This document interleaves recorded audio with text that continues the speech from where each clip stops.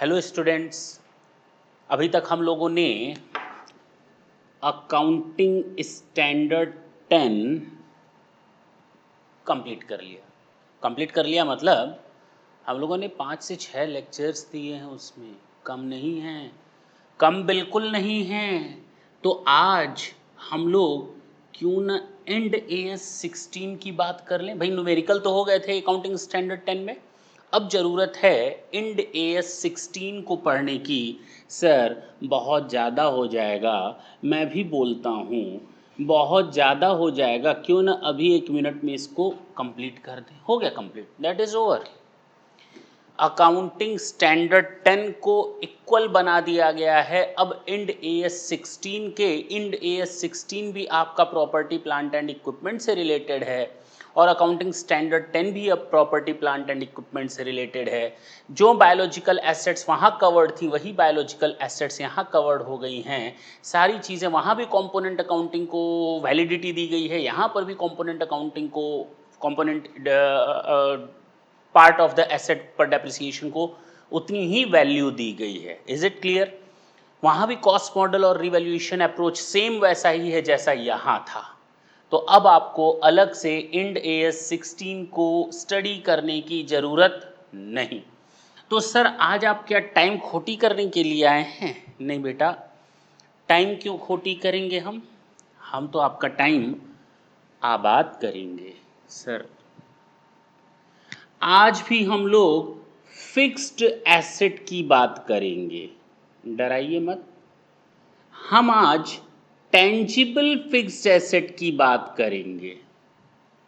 थोड़ा और बोलिए, आज हम ICDS 5 की बात करेंगे, income computation and disclosure standard. आज हम ICDS 5 की बात करेंगे और ICDS 5 टेंजिबल फिक्स्ड एसेट से रिलेट है। तो क्या sir accounting standard 10 Ind AS 16 चूंकि ये दोनों सिमिलर हैं, क्या ICDS 5 ये जुदा है? बिल्कुल अलग है, कई मायनों में अलग है। ये आपका income computation and disclosure standard की बात हो रही है और ये टैक्सेशन के पॉइंट ऑफ व्यू से बात हो रही है। अब तक हम लोग जो बात कर रहे थे lecture number 1 to lecture number 6, all those matters were relates to accounting only. Now today we are just going to start discuss with the ICDS, income computation and disclosure standard, and basically ICDS 5, which relates to tangible fixed asset. How to treat fixed asset in your taxation system, how to compute cost, how to measure it, how to deal with the repair and maintenance, subsequent cost and all these things. ये सारी चीज़ें हम लोग अब देखेंगे ICDS 5 के हिसाब से। सर आप बहुत कंफ्यूज कर रहे हैं, ये अकाउंट्स में था, ये टैक्स में है, अलग अलग, बिल्कुल अलग अलग। पहले आज हम आपको ICDS 5 के बारे में बता दें, उसके बाद हम दोनों के डिफरेंसेस को देखेंगे और जानेंगे। क्लियर? ICDS 5 है आपका टेंजिबल फिक्स्ड एसेट और बकायदा इसके लिए आपको स्टडी करनी पड़ेगी। हाँ, बेसिक लेवल पर IPCC या CMA इंटर लेवल तक या CS एग्जीक्यूटिव लेवल तक आपसे ज़्यादा एक्सपेक्टेशंस नहीं होंगी, बट फाइनल लेवल में the examiner will expect more from your side. वो आपसे उम्मीद करेगा that you should know about ICDS, all ICDS 1 2 3 4 5 6 7 whatever they are. धीरे धीरे सारी चीज़ें आएंगी, फिलहाल हम लोग बातों से आकर के अपनी पढ़ाई पर ध्यान दें। ICDS 5 टेंजिबल फिक्स एसेट्स पर एप्लीकेबल होता है। सबसे पहले तो हमें ये बता दीजिए कि ICDS का जो स्टार्टिंग पॉइंट होता है वो बस सब में इक्वल है। जितने भी ICDS पढ़ेंगे वो 3 से 4 लाइनें कॉमन होंगी कि ICDS will be applied only in those situations where an SSC have a business or profession income as well he opted mercantile system of accounting. That's it.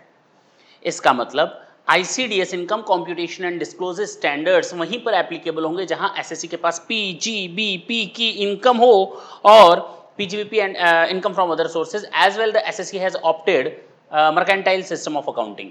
यानी PGBP और इनकम फ्रॉम अदर सोर्सेज की income होने के साथ साथ PGBP या income from other sources की income होने के साथ साथ SSC ने मर्केंटाइल सिस्टम ऑफ अकाउंटिंग को ऑप्ट किया हो। तो फिलहाल आगे बढ़ते हैं। The following terms are used. Tangible fixed asset, जो सबसे इंपॉर्टेंट टर्म है tangible fixed asset जिस पर हम डिस्कशन करने के लिए हैं, हम उसकी बात करते हैं। Tangible fixed asset is an asset being land, building, machinery, plant, furniture. ठीक है, held with the intention of being used, held for production, वहां पर भी था और यहां पर भी है। वहां पर PPE को समझाया गया था, property plant and equipment held for use and expected held for use in production as well expected to held for more than 12 months. कुछ ऐसा ही था वहां पे। हाँ जी, यहां पर भी वही कह रहा है, held with the intention of being used for the purpose of production or providing goods or services and is not held for sale in the normal course of business. That's it. The point is same. लेकिन वहां पर biological assets को शामिल किया गया है, यहां पर ऐसा कुछ नहीं है। पहला डिफरेंस तो यहां पर आ गया। आगे चल सकते हैं। वहां पर फेयर वैल्यू का मतलब विलिंग पार्टी, यहां पर भी of an asset is the amount for which that asset could be exchanged between knowledgeable and willing parties in an arm's length transaction. सीधे सीधे बात करो, फेयर वैल्यू का मतलब यहां पर इसने सीधे सीधे बोल दिया। अब फालतू की बातें खत्म और काम की बात स्टार्ट करते हैं। और पहला पॉइंट है आपका ICDS का, कि जब भी हम अब बात करेंगे एसेट की कॉस्ट को लेकर, तो परचेस प्राइस बिल्कुल सही है सर, प्लस एक्साइज और इंपोर्ट ड्यूटी बिल्कुल सही है sir,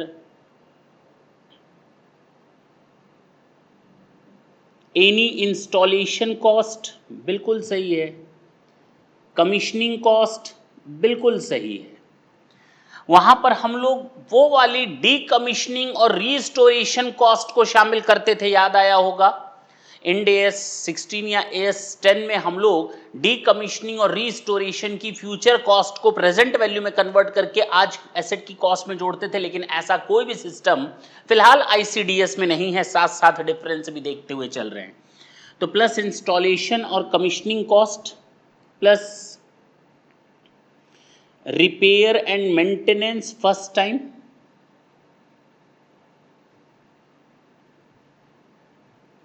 to start, okay, plus कोई भी ऐसा एक्सपेंसेस जो एसेट को रनिंग कंडीशन में लाने के लिए जरूरी हो, उन कॉस्ट को ऐड कर देंगे, माइनस कर देंगे ड्यूटी ड्रॉबैक, सैनवेट क्रेडिट,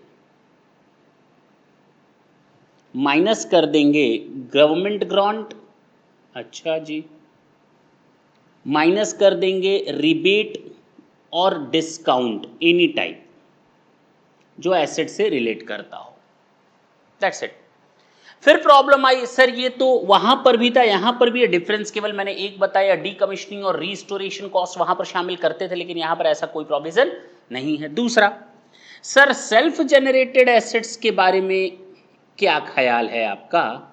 वहां पर भी यही बोला गया कि जो हमारा एक्विजिशन और परचेस्ड एसेट के मामले में सिस्टम है, वही सिस्टम हमारा सेल्फ जनरेटेड के केस में है। इसमें भी यही चीज बोल रहा है कि जो पॉइंट्स इसमें कंसीडर किए हैं, we have to take care about all those points similarly in the case of self generated asset. जैसा वहां कहा गया था कि इंटरनल प्रॉफिट्स को एलिमिनेट कर दो, याद आया होगा। मैं सीमेंट फैक्ट्री हूं, मैंने क्वेश्चन भी करवाया था, मैं सीमेंट फैक्ट्री हूं, मैंने अपनी एक बिल्डिंग बनवाई और अपनी ही सीमेंट बोरी बैग्स को उसमें यूज करवाया। बिल्डिंग बनवाने में, और मैं मार्केट में चूंकि एक बैग 500 रुपए में बेचता था तो मैंने 500 रुपए में बिल्डिंग पर बुक किया, जबकि उसकी कॉस्ट 400 रुपए थी, तो इंटरनल प्रॉफिट्स अलाउड नहीं है, ये मैंने वहां क्लियरली बताया। The same matter is to be done over here exactly. अच्छा, तो इंटरनल प्रॉफिट्स आप हटा देंगे? बिल्कुल हटा देंगे सर। तो आप सर एक और चीज हटा दीजिए, एबनॉर्मल प्रॉफिट्स और एबनॉर्मल लॉसेस को हटा दीजिए। बिल्कुल हटा देंगे। एबनॉर्मल लॉसेस और एबनॉर्मल गेन्स को हम क्यों शामिल करेंगे? अरे अगर मेरा बिल्डिंग पर मटेरियल लगना चाहिए था 5 लाख रुपए का और मैंने बिल्डिंग पर मटेरियल लगा दिया 5.5 लाख रुपए का, that is the mistake committed by me, and that abnormal loss of rupees 50,000 is to be borne by me and not by the building cost. Means the business will be a rupees 50,000 loss and it should not be capitalized. वो abnormal loss और abnormal gain को आप building की cost में plus या minus नहीं कर सकते। जी सर, तो सेम वही मैटर यहां पर भी डिस्कस किया गया। तो सर फर्क क्या है? फर्क तो कोई नहीं है। अच्छा सर, वहां पर इसके बाद हम लोगों ने सब्सिक्वेंट कॉस्ट पढ़ा था कि after initial recognition when there is any addition, deduction, replacement of the asset, what should be done? The same treatment will be done over here under ICDS 5 also. वहां पर बताया गया था अगर हम कोई खर्चा करते हैं उससे एसेट की, भाई वहां रिकॉग्निशन का सिस्टम क्या था? वहां रिकॉग्निशन का सिस्टम था कि कोई भी एसेट को पीपीई तब ट्रीट किया जाएगा एज एन एसेट अगर उसकी फ्यूचर इकोनॉमिक बेनिफिट हो, अगर उसकी फ्यूचर इकोनॉमिक बेनिफिट हो। और इस पर हम लोगों ने बहुत अच्छे तरीके से क्वेश्चंस को भी सॉल्व किया था, फ्यूचर इकोनॉमिक बेनिफिट का मतलब भी बताया था। जी हाँ या ना? बिल्कुल बताया था फ्यूचर इकोनॉमिक बेनिफिट पर, और साथ ही साथ मैंने इसमें एक और कंडीशन जोड़ी थी कि cost can be measured reliably. Is it clear? जी सर, बिल्कुल क्लियर है। यहां पर रिकॉग्निशन का सिस्टम क्या? वहां रिकॉग्निशन के लिए तो ये डेफिनेशन दी हुई थी और ये 2 पॉइंट्स दिए हुए थे, but those 2 points are not given over here. वो वहां पर ठीक थे। यहां पर क्या बोला गया आईसीडीएस में? भाई कोई भी एसेट मानी जाएगी अगर उसको हमने प्रोडक्शन पर्पस के लिए, चाहे वो गुड्स या सर्विसेज के लिए अपने बिजनेस में लिए कर रखा है और उससे फ्यूचर में बेनिफिट कमाएंगे। That's it. Future economic benefit word is not specially used. तो यहां पर ये सिस्टम समझ में आया? जी सर। तो प्रोडक्शन पर्पस के लिए रिकॉग्निशन कर लो, बात खत्म। वो आपका प्लांट एंड मशीनरी है, फिक्स एसेट है, टेंजिबल फिक्स एसेट है। सेल्फ जनरेटेड एसेट, हाँ फ्यूचर में अगर आप एडिशन करते हैं, जैसे वहां देख रहे थे अगर हम एडिशन करते हैं तो फर्स्ट ऑफ ऑल देखना पड़ेगा क्या वो इंटीग्रल पार्ट है एसेट का या इंटीग्रल पार्ट नहीं है, इंडिपेंडेंट यूज हो सकता है, याद आया होगा। सेम वही ट्रीटमेंट आपको यहां पर भी करना है, कोई फर्क नहीं। इस आईसीडीएस 5 में भी आपको यही ट्रीटमेंट करना है। अगर आपने कोई एसेट का एडिशन किया, कोई इंजन या कोई एसेट का पार्ट खरीदा, आपको लगता है वो एसेट का इंटीग्रल पार्ट है, then it must be capitalised. हाँ या ना? जी हाँ, बिल्कुल वही करेंगे कि अगर वो इंटीग्रल पार्ट है तो इसको इंटीग्रल पार्ट है तो एसेट में जोड़ दो, अगर वो इंडिपेंडेंटली यूज हो सकता है तो उसको अलग से डेप्रिसिएशन चार्ज करो। वहां डी रिकॉग्निशन का सिस्टम था रिप्लेसमेंट वगैरह के केस में। डी रिकॉग्निशन, एसेट है पूरी तरह से डी रिकॉग्नाइज करो, पीएल में ले जाओ, और नहीं एसेट को उसकी अपनी एक्चुअल कॉस्ट पर दिखाओ। ऐसा कोई डी रिकॉग्निशन का सिस्टम यहां नहीं है। वहां डी रिकॉग्निशन का सिस्टम था, इस आईसीडीएस में डी रिकॉग्निशन का कोई सिस्टम फिलहाल नहीं है। तो इन चीजों को आप याद रखेंगे। Self assets, self generated assets, startup and commissioning cost हम लोगों ने डिस्कस कर ली। वहां पर था कि अगर हम कोई नॉन मॉनिटरी कंसिडरेशन पेमेंट करते हैं तो फेयर वैल्यू देखते हैं, जो एसेट एक्वायर्ड होती है उसकी फेयर वैल्यू देखते हैं। अगर हम शेयर सिक्योरिटी एक्सचेंज करके एसेट एक्वायर करते हैं तो जो एसेट आ रही है उसकी फेयर वैल्यू को कंसीडर करते हैं। अगर फेयर वैल्यू अवेलेबल नहीं है या कॉमर्शियली एसेट्स को खरीदा या बेचा या उसकी वैल्यू को अचीव नहीं किया जा सकता, फाइंड आउट नहीं किया जा सकता, फिगर आउट नहीं किया जा सकता, तो उस केस में हम लोगों ने मार्केट वैल्यू के मार्केट एक्सपर्ट की वैल्यूएशन को बेस लिया था। यहाँ पर सेम वही चीज़ है नॉन मॉनेटरी, कि जो एसेट आप ले रहे होते हैं, एसेट के बदले एसेट, मैंने अपनी एसेट दी, दूसरी एसेट ली, तो जो एसेट हमारे पास आ रही है उसकी फेयर वैल्यू, मैंने एसेट ली उसके बदले मैंने स्टॉक शेयर्स और सिक्योरिटीज दे दिए, तो जो एसेट आ रही है उसकी फेयर वैल्यू को आप कंसीडर कर लीजिए। The same concept is over here again. Improvement and repair, वही चीज जो वहां मैंने बताया था, वहां पर भी मैंने आपको बताया था स्टैंड बाय इक्विपमेंट्स को हम लोग कैपिटलाइज करते हैं। यहां पर स्पेशली बोला गया है स्टैंड बाय इक्विपमेंट वगैरह को आप कैपिटलाइज करो, कोई दिक्कत नहीं है, बशर्ते उसका इर्रेगुलर यूज होता हो। मैंने ये इन्वर्टर लगाया, मैंने ये एग्जांपल वहां दिया था, सेम वही एग्जांपल यहां पर भी देता हूं। मैंने यहां पर इन्वर्टर सिस्टम लगाया हुआ है कि लाइट चली जाएगी तो इन्वर्टर बैकअप दे देगा, लेकिन किसी दिन लाइट अगर 6 से 7 घंटे चली गई तो वहां पर मुझे जनरेटर का सहारा लेना पड़ेगा। तो मैंने जनरेटर एक स्टैंड बाय की तरह रखा हुआ है, जब हमारा इन्वर्टर वर्क करना बंद कर देगा then I will try to start my generator, I will start my generator. तो उस केस में अगर मैं जनरेटर स्टार्ट करता हूं, क्या वो रेगुलर यूज हो रहा है? नहीं सर, वो तो जब ये खत्म हो जा रहे हैं, सारे बैकअप प्लान फेल हो जाएंगे, तब आप उस बैकअप का यूज करेंगे। That's why. तो क्या वो जनरेटर मेरे लिए टेंजिबल फिक्स एसेट है? सर आप भी ऐसी बात करते हैं, क्यों नहीं है? मैं भी तो बोल रहा हूं क्यों नहीं है, बिल्कुल है। यहां पर भी वही बोला गया है, स्टैंड बाय इक्विपमेंट के लिए कोई फर्क नहीं है। अगर आपने कोई इंप्रूवमेंट एंड रिपेयर करवाया है और एसेट की उससे यूजफुल लाइफ में इंप्रूवमेंट होती है, कैपेसिटी, एफिशिएंसी और प्रॉफिटेबिलिटी, फ्यूचर बेनिफिट बढ़ते हैं, तो आप उस पॉइंट को कैपिटलाइज करेंगे, सोचने की ज्यादा जरूरत नहीं है। तो सर अब तक तो जो जो डिफरेंस था आपने बता दिया, डी रिकॉग्निशन का सिस्टम यहाँ नहीं है। आपने कहा कि जो डी कमीशनिंग या रीस्टोरेशन का कंसेप्ट वहाँ था, यहाँ पर नहीं है। बाकी तो सब आपने सेम कहा। आपने कहा रिकॉग्निशन के लिए जो वहाँ क्राइटेरिया बनी है यहाँ पर नहीं बनी है, लेकिन मोर और लेस तो चीज़ें तो सेम आ गई ना जी। अच्छा, वहाँ पर था अगर कभी हम ग्रुप में कोई एसेट खरीद रहे हैं, अब उनकी वैल्यू कैसे एलोकेट करें, तो उनकी फेयर वैल्यू को बेस लेकर के हम, भाई ग्रुप में मैंने 2 करोड़ की एसेट खरीदी और 5 एसेट्स खरीदी, तो उन पांचों पर जो हम कॉस्ट एलोकेट करेंगे वो उनकी फेयर वैल्यू के प्रोपोर्शन में होगा। सेम चीज़ यहाँ पर भी बोला गया है, सेम चीज़ यहाँ पर भी बोला गया है। Is it clear?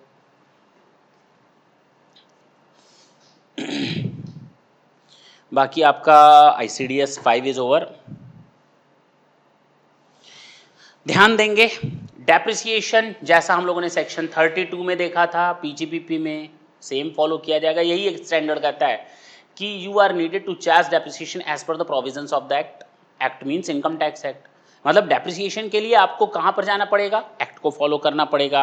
और अगर कोई इनकम अराइज होती है टेंजिबल एसेट को डिस्पोज ऑफ करने से, सेल करने से, अगर आपको कोई गेन अराइज होता है तो आप इनकम टैक्स के प्रोविजंस पर जाइए। तो हम लोग को तो देखा है कि डेप्रिशिएबल एसेट्स पर अगर कोई गेन होता है तो हमेशा हमेशा short term capital gain arise होता है और ब्लॉक ऑफ एसेट का हिस्सा बनता है। सेम वही चीजें आपको वहां प्रोविजन को फॉलो करना पड़ेगा।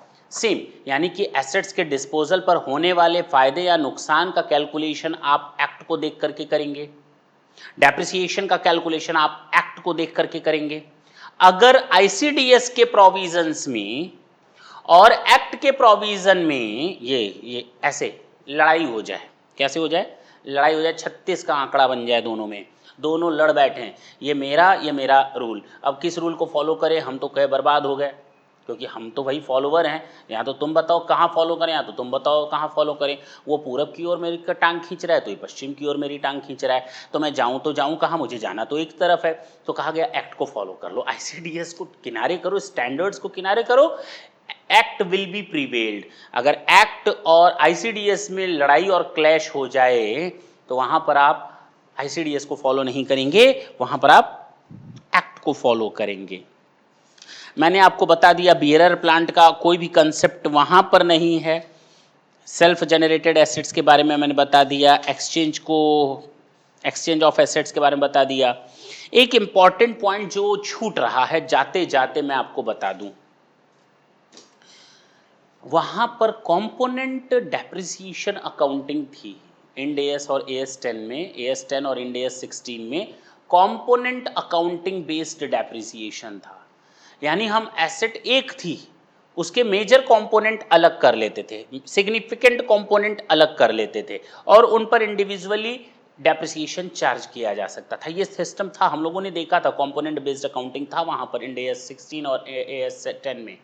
लेकिन यहाँ ICDS 5 में कंपोनेंट अकाउंटिंग का कोई सिस्टम नहीं बताया गया। तो इन चीज़ों का आप ख्याल रखेंगे और सतर्क रहेंगे, ठीक है ना। 2-4 न्यूमेरिकल्स हैं, छोटे छोटे न्यूमेरिकल्स हैं, प्रैक्टिकल क्वेश्चंस हैं। मैं केवल इसलिए आपको बताना चाहता हूं कि कई लोगों के दिमाग में आता है sir what type of questions can be asked in the examination and how we will deal with that. तो पहला क्वेश्चन है NS प्राइवेट लिमिटेड, ढंग से सुनेंगे, एक कंपनी है NS प्राइवेट लिमिटेड, उसने कई मशीनें खरीदी, एक ही बार में उसने कई मशीनें खरीदी, ठीक है। उसका पर्पस था उन मशीनों को खरीदने के बाद बेच देने का, उसका पर्पस था उन मशीनों को खरीदने के बाद बेच देने का। Management has 2 different views. अब मैनेजमेंट का डिफरेंट व्यू है, पहला व्यू कहता है कि उनको टेंजिबल फिक्स एसेट बोलो और दूसरा कहता है कि उनको स्टॉक की तरह ट्रीट करो। अब आप ICDS के प्रोविजंस का हवाला देते हुए बताइए कि करें तो करें क्या। तो पहला ट्रीटमेंट बताया गया, भाई सीधी सी बात है, अगर आप कई एसेट्स खरीद रहे हैं, कई एसेट्स खरीद रहे हैं और उन एसेट्स को खरीदने का पर्पस हेल्ड फॉर सेल है, तो हमने तो हेल्ड फॉर यूज देखा है, हेल्ड फॉर सेल तो हमारे स्टॉक होता है, बात खत्म हो गई। ICDS 5 नहीं यूज होगा, ICDS को 5 यूज करना मना है, ये आपका इन्वेंट्री है, आप इसको इन्वेंट्री की तरह, स्टॉक की तरह ट्रीट करो क्योंकि हेल्ड फॉर सेल है। Question number 2, XY Limited purchased certain heavy duty spare parts, standby equipment, which were very essential to avoid the breakdown of machines। तो spare parts हैं तो इनको हमने मशीन के ब्रेकडाउन के समय के लिए रख रखा है, तो स्टैंड बाई हो गए ना। The CFO, Chief Finance Officer of the company, treated purchase of spare parts as a revenue। वो कहता है रेवेन्यू, अरे काहे का revenue, stand by equipment, generator का मैंने हवाला दिया है, जनरेटर की मोटर मेरी जल जाती है बार बार, तो मैंने एक मोटर एक्स्ट्रा रखी है, प्रोडक्शन रुक जाए, काम रुक जाए, बिजनेस बंद कर दूं, नहीं भैया आप बिजनेस चलाते रहो, तो क्या करें, स्टैंड बाई इक्विपमेंट को आप कैपिटलाइज करोगे। Question number 3, AB Limited purchased machinery for ₹10 crore and the other cost includes duty and freight 5 crore. 10 crore की एसेट है और सॉरी 1.5 करोड़, 10 करोड़ की एसेट है और 1.5 करोड़ हमारी ड्यूटी लग गई। The vendor has provided a trade discount of 10% and additional discount of 10%, यानी टोटल 11% का डिस्काउंट मिला। पहले 10%, फिर 10% का 10% एक्स्ट्रा, यानी टोटल 2 टाइम डिडक्शन मिलेगा, यानी 11% का डिडक्शन यानी डिस्काउंट मिलेगा। जब PL अकाउंट बना रहे थे तो उन्होंने डिस्काउंट को इनकम मान लिया, अरे एसेट खरीद रहे हो, अभी तो मैंने बताया कोई भी रिबेट या डिस्काउंट होगा वो एसेट की कॉस्ट में से कम हो जाएगा, अगर वो एसेट से बिलोंग करता है तो ड्यूटी वगैरह है जोड़ दो, डिस्काउंट कोई भी हो घटा दो। क्लियर है। क्वेश्चन नंबर 4 की बात करते हैं। XY Limited imported a machine from US for 5 lakhs, okay, $5 lakh। when the machine was purchased the dollar rate was इतना और sale at the time of the settlement the dollar rate was इतना। अब बताओ कितने रुपए पर दिखाएं, कहा गया, फिर से मैं पढ़ता हूं, $5 लाख में एसेट खरीदी गई, मशीन जब खरीदी गई थी तो उस समय डॉलर था 65 रुपए का, और अब जब अमाउंट सेटल किया जा रहा है, जब मैं उसको डॉलर लौटा रहा हूं तो $1 की कीमत है 69, 65 से 69। तो ठीक है, इनिशियल रिकॉग्निशन हम 65 पर करेंगे, जर्नल एंट्री कर दूं, वैसे तो टैक्सेशन का जर्नल एंट्री से कोई लेना देना नहीं, लेकिन इस तरह के क्वेश्चन हम लोगों ने वहां पर डिस्कस कर चुके हैं। Is it clear? नहीं बताने की जरूरत है, हम लोगों ने इस तरह के ढेर सारे क्वेश्चन किए, और जर्नल एंट्री से फिलहाल ICDS से दूर रखो। सर आपको नहीं आता, अरे बता देता हूँ, डराओ मत। जब हमने एसेट खरीदी थी तो asset account debit to supplier of asset, मान लेते हैं 50 लाख रुपए का, मान क्यों लेते हैं, कितने की है मानो मत, $5 लाख 65 रुपए में। जब खरीदी थी एसेट तो उस समय $1 की कीमत 65 थी, तो 3 करोड़ 25 लाख, शायद मेरा कैलकुलेशन तो कुछ ऐसा ही कहता है, जो भी हो। जब सेटलमेंट का वक्त आया तो सप्लायर को मैंने पेमेंट किया, जानते हैं कितना? 69 के हिसाब से, यानी 3,45,000, 3,45,00,000।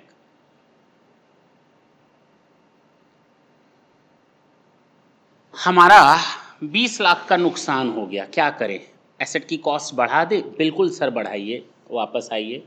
पहली एंट्री ये करेंगे, दूसरी एंट्री ये करेंगे और सेटलमेंट के समय ये एंट्री करेंगे। भाई 3 करोड़ से 3,45 आप पेमेंट कर रहे हैं, 20 लाख का अधिक पेमेंट कर रहे हैं, तो पहले तो सप्लायर को ड्यू करना पड़ेगा ना। बिल्कुल सर ड्यू कर दीजिए, 20 लाख से उसका अमाउंट बढ़ा दीजिए, फिर पेमेंट करिए। देखिए सप्लायर का अकाउंट जीरो हो गया। 20 लाख से एसेट का दाम बढ़ेगा नहीं? बिल्कुल बढ़ेगा सर। सप्लायर का दाम बढ़ रहा है तो एसेट का दाम भी तो बढ़ेगा, क्योंकि सप्लायर किसके कारण है? एसेट के कारण। और सप्लायर को ज़्यादा दे रहे हैं तो किसके कारण दे रहे हैं? एसेट के कारण दे रहे हैं। और एसेट के कारण ज़्यादा क्यों दे रहे हैं? क्योंकि डिफरेंस है किसमें? फॉरेन एक्सचेंज फ्लक्चुएशन का। तो सेम ट्रीटमेंट अकाउंटिंग स्टैंडर्ड 10 में था और सेम ट्रीटमेंट हमारा ICDS 5 में भी है।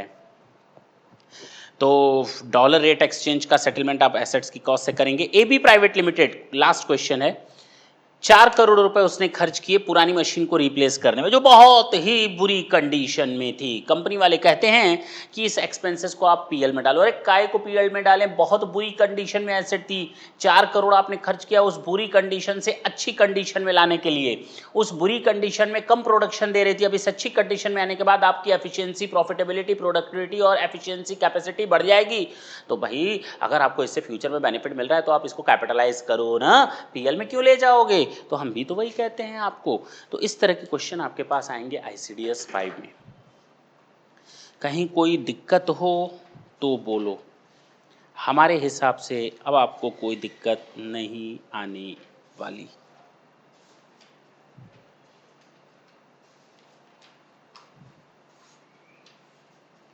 Thank you, thanks a lot.